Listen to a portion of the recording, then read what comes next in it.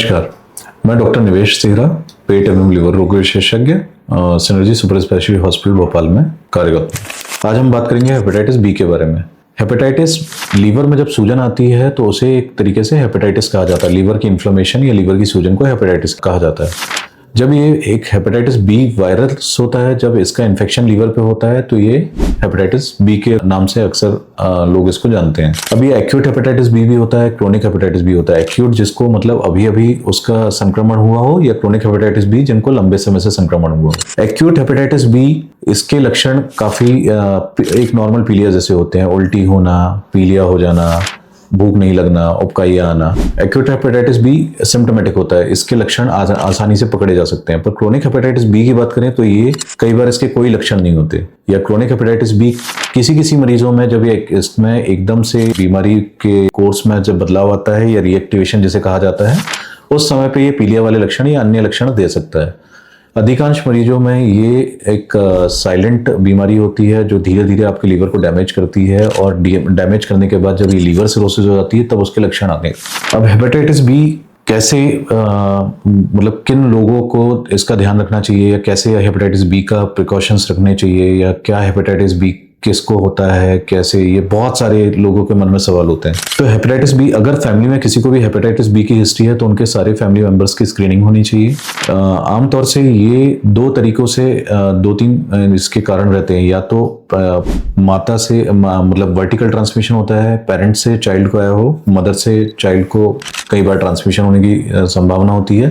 पर क्योंकि अब इसका वैक्सीनेशन और स्क्रीनिंग काफी ज्यादा उसमें होने लगी है तो ये संभावना थोड़ी कम हो गई है। Horizontal transmission generally sexual intercourse के थ्रू, अनसेफ सेक्सुअल इंटरकोर्स के थ्रू हो सकता है, जैसे हस्बैंड से वाइफ को, या फिर अनप्रोटेक्टेड सेक्स के थ्रू भी हेपेटाइटिस बी का संक्रमण हो सकता है। जैसे तीसरा, अनहाइजीनिक प्रैक्टिस, जैसे बार्बर शॉप पे जाके शेविंग ब्लेड से अगर यूज हो रही हो, इन्फेक्टेड शेविंग ब्लेड से, उससे हो सकता है। या फिर कहीं पे अनस्टरलाइज्ड इक्विपमेंट्स या फिर सिरिंजेस अगर कहीं पे यूज हो रही हो, या फिर ड्रग यूजर्स जो कि काफी अपनी नीडल शेयर करते हैं, उनमें भी हेपेटाइटिस बी का संक्रमण हो सकता है। हेपेटाइटिस बी से बचना बहुत आसान है। इसके लिए अब नेशनल प्रोग्राम में हेपेटाइटिस बी वैक्सीनेशन शुरू कर दी गई है। आमतौर से बच्चों को 2005-06 के बाद से नेशनल वैक्सीनेशन प्रोग्राम में इसका, इम्यूनाइजेशन प्रोग्राम में इसका शेड्यूल है। तो बच्चों नॉर्मली 2005-06 के बाद जो भी बॉर्न है, अगर उनका वैक्सीनेशन पूरा हुआ है तो उनका वैक्सीनेशन शेड्यूल हो गया होगा।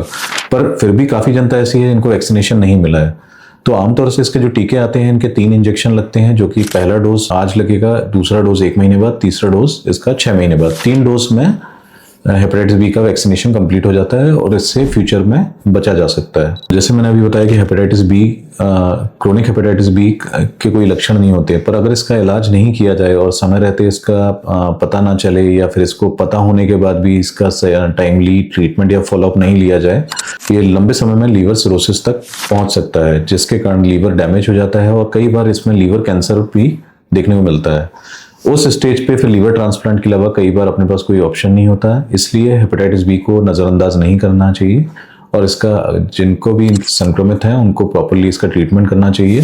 और जो लोग संक्रमित नहीं है, इसमें अवेयरनेस उनको होनी चाहिए, उनको इसका टीका लगाना चाहिए, क्योंकि एक प्रिवेंटेबल डिसीज है जिसकी वैक्सीन अवेलेबल है। अगर ये जानकारी पसंद आई हो तो चैनल को लाइक करें, सब्सक्राइब करें। Thank you.